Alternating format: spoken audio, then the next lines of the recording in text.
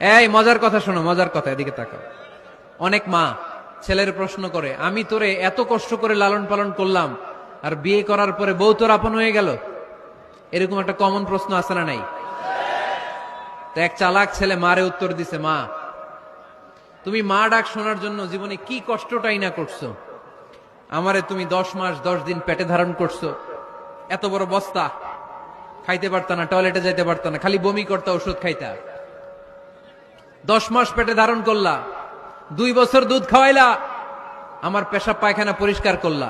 এরপর 2 বছর বয়সে 3 বছর বয়সে আমার মুখে বোল ফুটলো, তখন আমি তোমারে ডাকতে শুরু করলাম মা মা।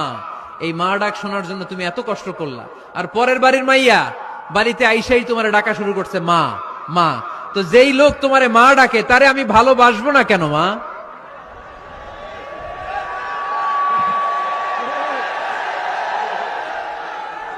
ঠিক কিনা?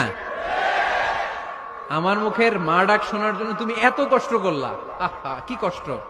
আর পরের বাড়ির চিনি না জানি না এক মেয়ে এসেই তোমার ডাকা শুরু করছে মা মা। তো যে আমার মারে মা ডাকে তার স্থান তো আমার হৃদয়ে, ঠিক কিনা?